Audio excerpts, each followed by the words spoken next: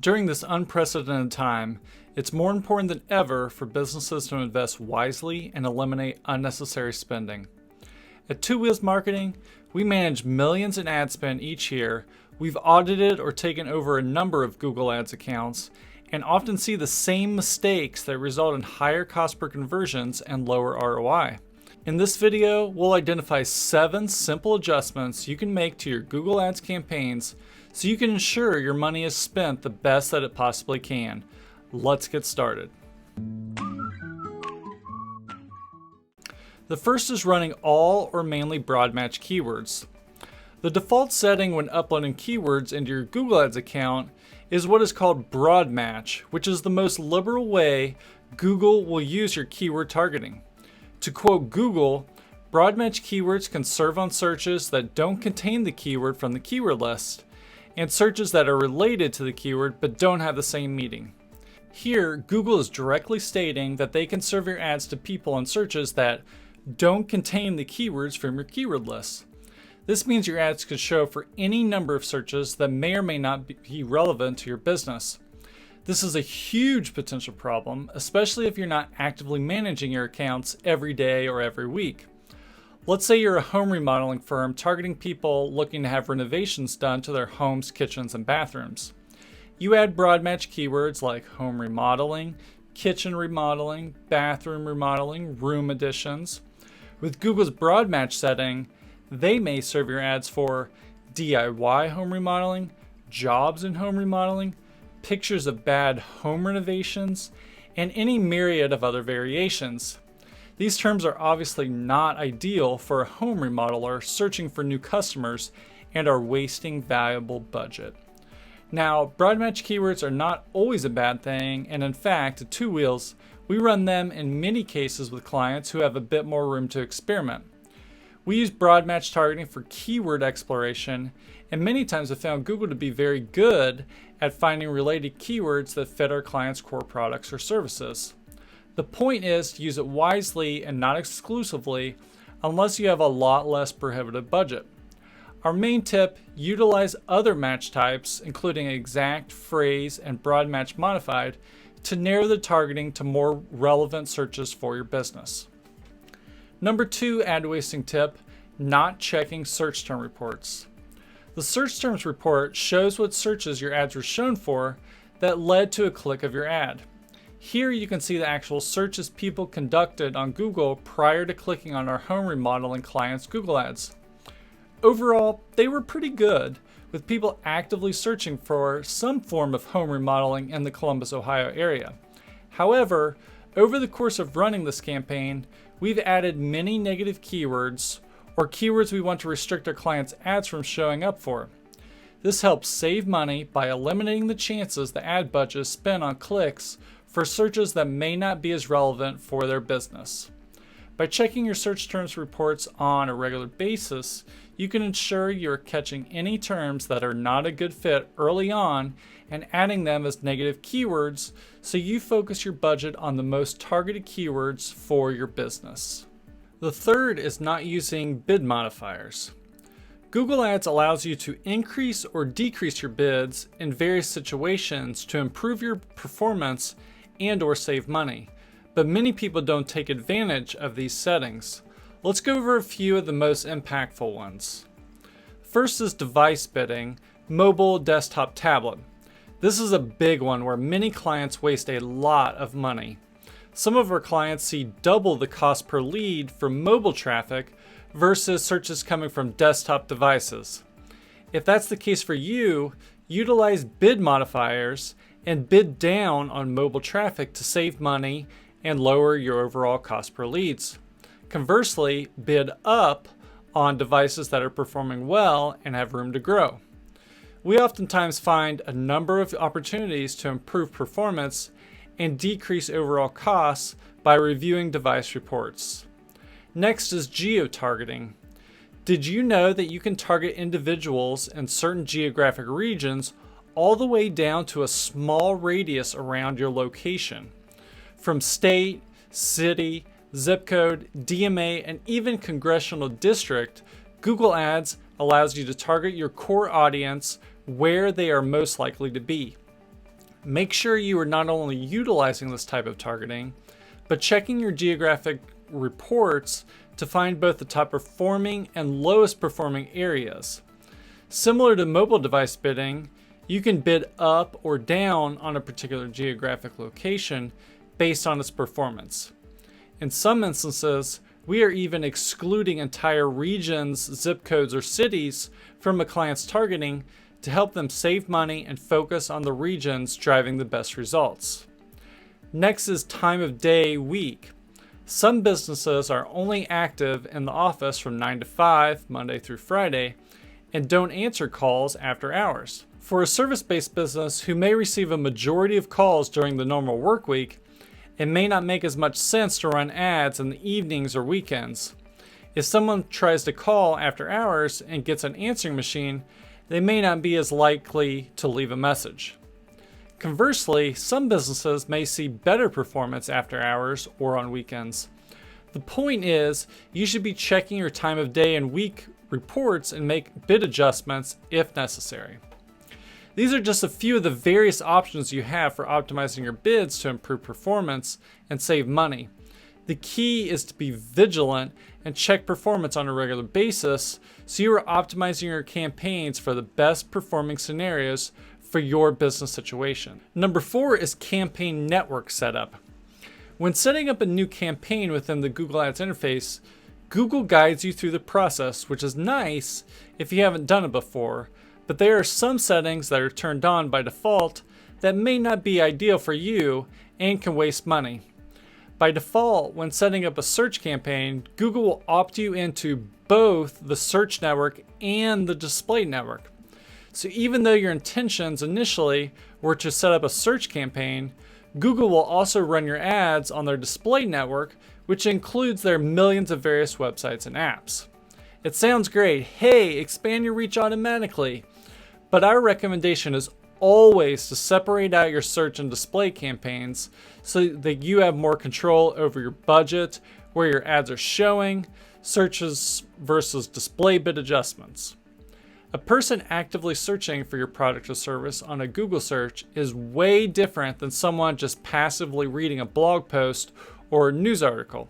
So keep those types of potential visitors separate for now. Here you'll notice a checkbox as well for search partners. Search partners are just other sites in Google's network that partner with Google to show their search results. In other words, smaller search engines. This is another setting you will want to monitor for wasted spend. Now, in our experience, we have actually seen search partners perform well for our clients more times than not. So we leave that checkbox ticked and then monitor it on an ongoing basis for our clients. With any campaign, you can geo-target ads to your specific area, city, state, or country. However, by default, Google Ads sets your targeting to all countries and territories. So unless your product or service is relevant to every single person on this planet, you will want to ensure you adjust this during campaign setup. We have seen this error many times with clients targeting a much wider geography than they intended. The 5th is not setting up conversion tracking properly. As a business owner or marketing person, you have definitive goals in mind with your website. Typically that involves generating more leads, more sales, more traffic, or all of the above. In order to track success and optimize your campaigns, you must set up accurate conversion tracking. Otherwise, you will not fully understand the impact of your marketing campaigns on your bottom line. And with PPC campaigns, this is even more imperative as you are spending money directly on the campaigns. Conversion tracking is essentially setting up conversions or goals so you can see how your campaigns are performing towards those goals. These are typically purchase transactions, contacts, and phone calls. However, goals can be anything you want to track that are important to you: email signups, PDF case study clicks, online chat sessions, views of key pages, time on site, just to name a few. Once you have accurate conversion tracking set up, you will have insights into top performing campaigns, keywords, ads, devices, and so many other metrics to help you more effectively optimize your ad spend. This will help you save money by providing you insights on where to allocate your budget for the best results and most business impact. It can't be stressed enough. Conversion tracking is essential to helping you understand the value of your PPC campaigns and can help you maximize your advertising dollars and save you a lot of money in the long run. Most clients we come in contact with require assistance in this area because they either have inaccurate conversion tracking or are not tracking all conversions, giving them limited insight into performance. This is really the number one recommendation for making the best use of your advertising budget on Google Ads or any other PPC platform you use. Number 6 is poor landing page design. All the best Google Ads campaigns optimizations could already be in place. Great keywords, great ads, great traffic, but your campaign may be underperforming and thus wasting money with a poor landing page design and experience. If you're paying for traffic, you must maximize your investment by sending your hard-earned traffic to a page that is designed in a way to help convert as much of it as possible. Most clients miss the mark on this important step by sending their paid traffic to a page that is not set up well to convert a visitor into a sale or lead. They'll send traffic to their home page, which is filled with too much information, too many distractions, and not enough focus on the main goal, which is to get someone to contact you, or purchase your product. A great landing page accomplishes 5 primary goals. Keep the visitor from leaving. Number 2, keep them engaged and interested. Number 3, overcome their objections and skepticisms. Number 4, increase their trust and desire. And number 5, get them to take action. See the example. Notice how a few of our goals are accomplished before they even scroll down. Number 1, it's immediately clear this page is about custom-made suits. So if that interests me, I'd read more. Number 2, they've been in business a long time and have prices much lower than average. The third, there's a testimonial from a happy customer, further increasing my trust in them.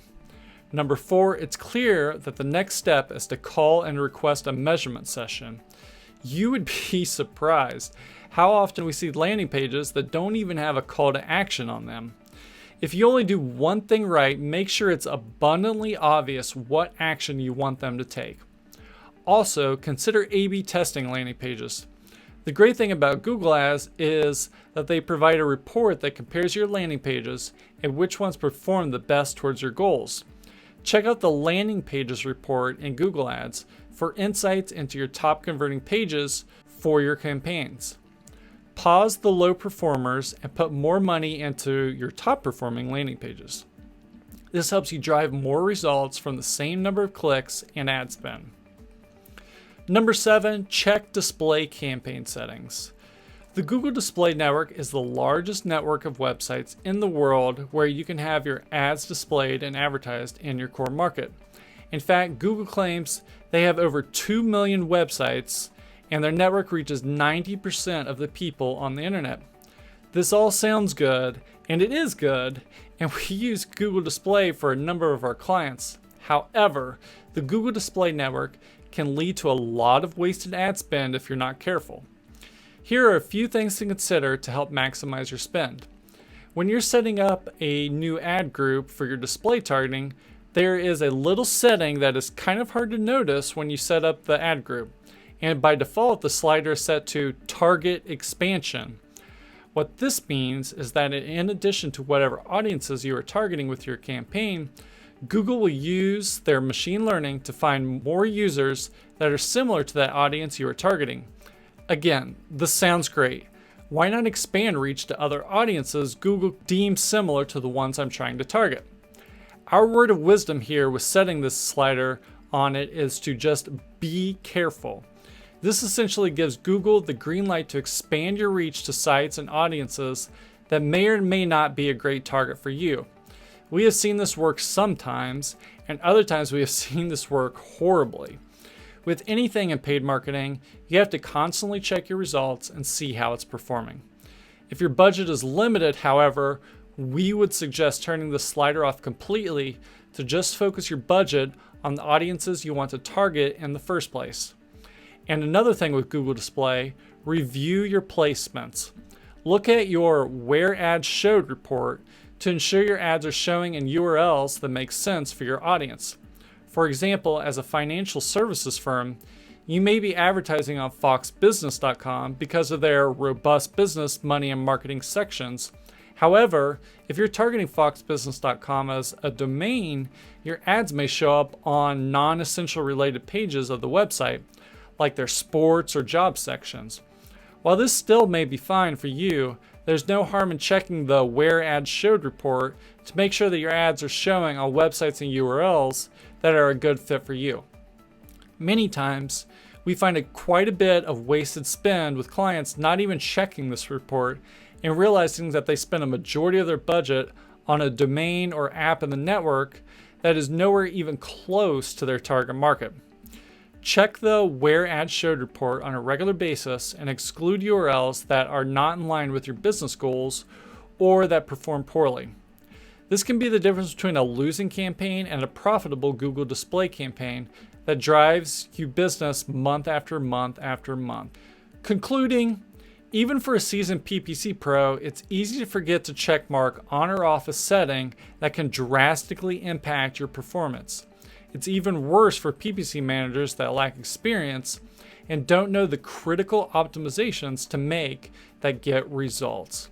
When we take over existing PPC accounts, we almost always see optimization mistakes that lead to a lot of wasted ad spend. Using the above list, along with the other 46 items in our proprietary PPC checklists that we run our clients' accounts through, we're able to get results that a majority of the time exceed what had previously been done. If you're interested in having us take a look at your account and outline the biggest areas of opportunity, click the link below and book a free 15-minute Google Ads consult. We'll take a look and answer any questions you have, and if it's a fit, we may end up working together. Either way, we'll get you on the right track so you can reduce your wasted ad spend and start taking full advantage of what Google Ads has to offer.